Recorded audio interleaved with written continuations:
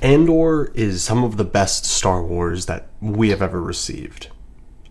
While everyone may have a different opinion on what their favorite Star Wars movie or show is, it's genuinely undeniable that in terms of overall writing quality, the 2 seasons of Andor that we received is far and away better than anything that's been produced for nearly 50 years. I'm willing to hear arguments for Star Wars or The Empire Strikes Back due to the massive cultural phenomenon that they caused, due to their unbelievable quality, attention to detail, and just general X factor, but everything from Return of the Jedi on kind of pales in comparison. And that is because it really does feel like we finally got a Star Wars product that respects us as consumers. Everything in Andor feels like it was written by a real person, who actually knows how humans talk and think. There's no somehow Palpatine returned, no Marvel light banter, just tight writing that actually build towards something. Every episode stacks tension by building on the previous episodes and character decisions, and there isn't any real nostalgia bait.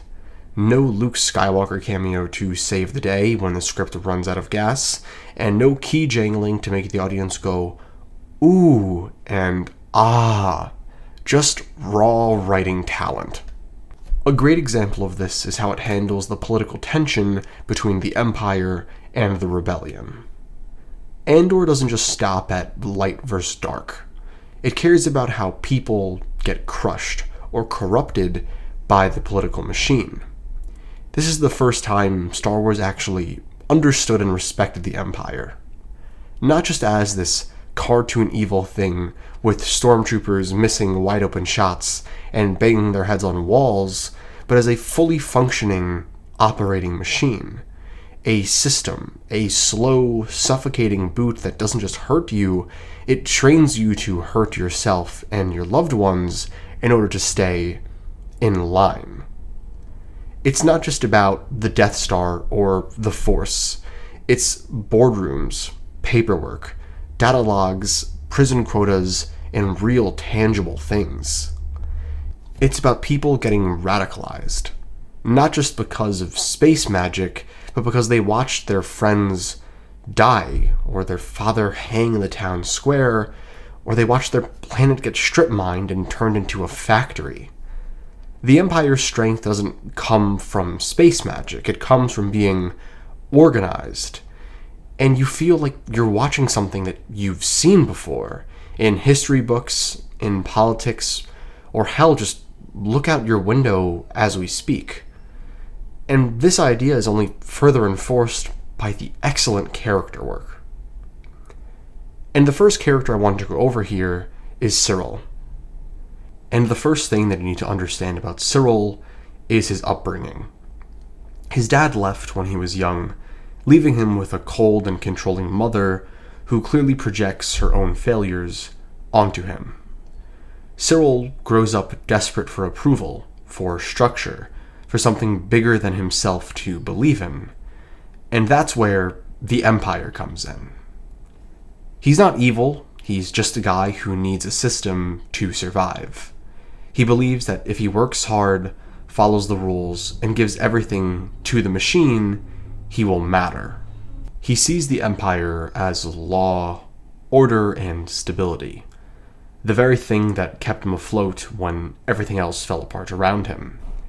It's not just an ideology, it's personal.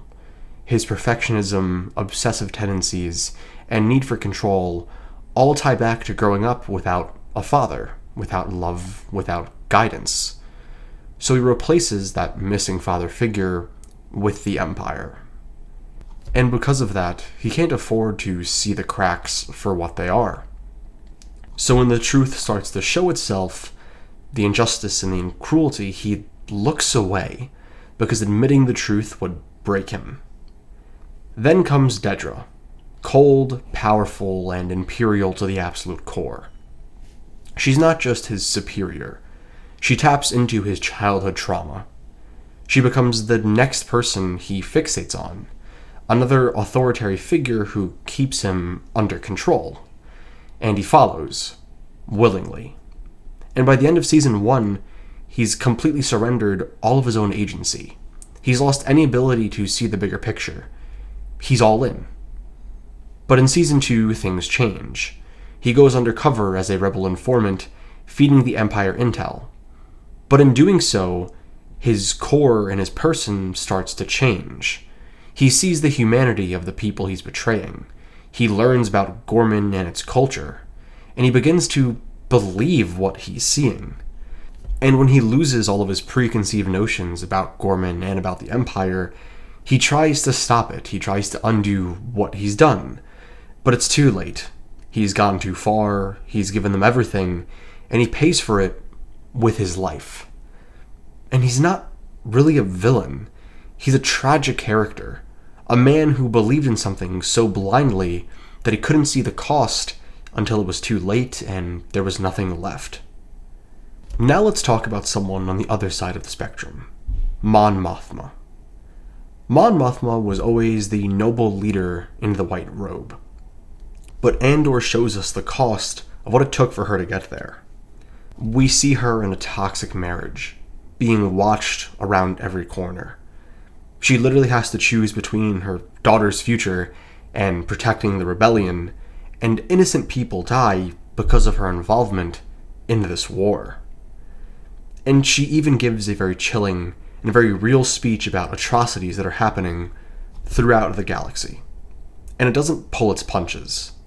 It's intense, it's emotional, and it's grounded in a very real and tragic way. But Andor doesn't just humanize the rebellion, it goes just as far as humanizing members of the Empire as well. Take Dedra, for example.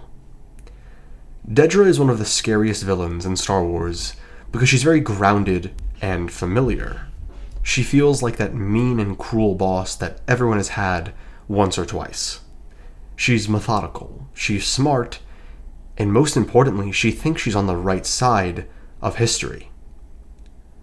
What makes her terrifying isn't just what she does, it's how the system rewards her for doing it until she goes too far.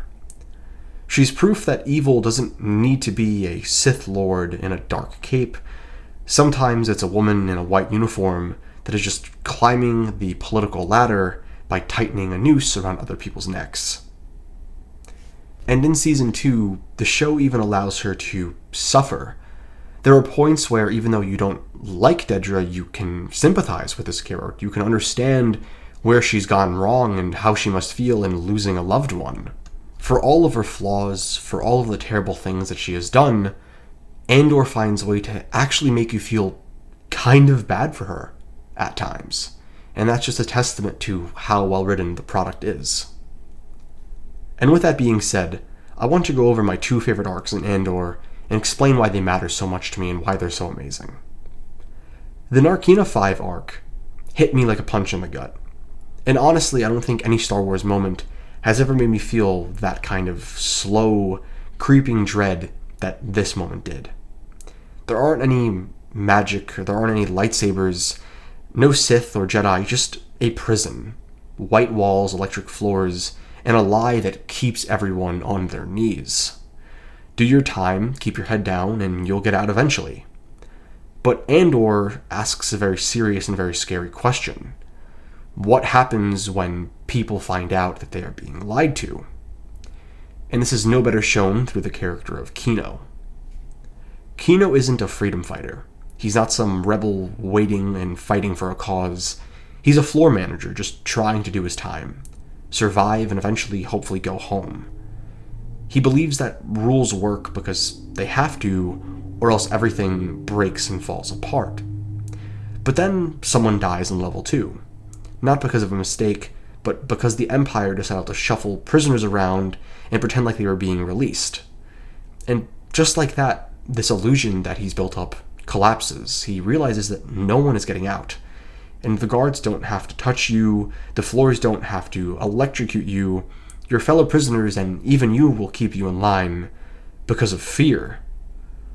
And the Empire just watches and lets you build stuff and suffer. It's corporate fascism at its most cynical and diabolical. It's hell, but with protocol and shift schedules, and Kino, this man who once shouted at inmates to stay focused and keep order, he starts to realize that he's just another cog. He's not helping anyone and he's not helping himself. He's just helping the Empire continue this unbelievable chain of suffering. So he starts the rebellion. And when he screams, "One way out," it's not just a chant or heroic moment. It's pure, desperate truth. It's a man who realizes he's going to die, but he'd rather die standing than keep pretending that the system will save him. He doesn't even know how to swim, and that's what made me cry and hit me the hardest. He leads revolution, gets them all out, while knowing he's stuck the whole time. He gave up everything for a freedom that he was never going to get to see. And that's real rebellion. Not fireworks, not medals, not forced ghosts. It's sacrifice, it's pain, it's doing the right thing, even when you know it's too late for you to see the goodness in people and the goodness in the world. And this matters so much to me because I think deep down a lot of us were taught to do your time, to go to school, to get the job, follow the rules, don't cause trouble, everything will be fine. But sometimes that system doesn't work. Sometimes it's built to keep you stuck. And when you realize that, when you actually let yourself see it for what it is, you can't unsee it. You can't go back. You have to just keep moving forward, even if it costs you things that you thought you once needed. Kino Loy is a phenomenal character and one of my favorite characters in all of Star Wars, not because he's born a rebel, but because the Empire makes him one. He is radicalized by the Empire's own mistreatment. It's a phenomenal arc, and one of the best arcs in all of Star Wars, and just in TV in general. And to make this even better and more impressive for Andor, there's a second arc that I want to talk about here, that being the Gorman Massacre. The Gorman Massacre is an arc that when I first saw it, I had to take a step back and stop watching it for a little bit and just reflect, because it is so meaningful and so relevant to what is happening right now in the real world. It is this moment where the Empire is so cold and so calculated and just views all of these people like they're parts of a machine that they want to keep going and make stronger. It is this slow build that takes place over 4 episodes where the Empire does every single thing to make their massacre look like justice. And the worst part about it is, for many people in the galaxy, they bite it. They fall for this trap. They are convinced that it is because they see the rebellions. The Empire effectively makes these innocent civilians into villains, even though they are the real villains in the situation, the ones causing the damage. The craziest moment for me here is when the sniper that is at the top of the square doesn't shoot a civilian to start a war. He shoots a soldier, someone on his own side. It shows that the Empire doesn't care about anyone other than its own success. It's this machine that will chew you up, use you, and spit you out when it's done with you. And the chaos that is incited after this shot is unbelievable. It is just raw chaos and fear and panic of these innocent people being shot and murdered and crushed and thrown. And it is so real, it is so tangible, it is so heartbreaking, and it is just so brutal. And it's so important that people see this and understand what it is, because these are things that are happening right now in the real world. And I think the Gorman Massacre is so impressive because it is so unbelievably real that people who saw this can't just look away from it. It's not something that you watch and then just move on with your life like nothing happened. It's something that you experienced, something that you feel, and something that can change you if you're open to it. And more than anything, that is why Andor is, for me, the best Star Wars product that we've ever received, is because it is a true, real story about rebellion and hope, and not in an overplayed, overdramatic space wizard style. It is real for real people. I can go outside and live a life like Cassian Andor. I can't go outside and live a life like Luke Skywalker. I can do things and make a difference that is tangible because I've seen it happen in front of me. And Andor is this symbol of hope for people that are suffering not only in Star Wars, but in the real world. And that is why it is one of the most impressive pieces of media that I've ever seen. In 2 short seasons, it makes you feel this unbelievable amount of compassion and empathy and rebellion for this fictional story, because you know it's not actually a fictional story. Sure, maybe Palpatine isn't a real person, but the Empire does exist. It exists in our own world. It exists in the very people that we see in our day-to-day life. And it's important that we recognize this and don't continue to live and support this lie that we keep telling ourselves. And yeah, that's why I love it so much. That's why it's my favorite piece of Star Wars media ever. But with that being said, if you made it to the end of this video, thank you so much for watching. Please let me know in the comments down below not only what you thought about my video, but what you think about the topic that I'm covering in general. Again, thank you so much for watching. Please let me know what other kinds of videos you want to see of this nature, and I hope to catch you in the next one. Peace.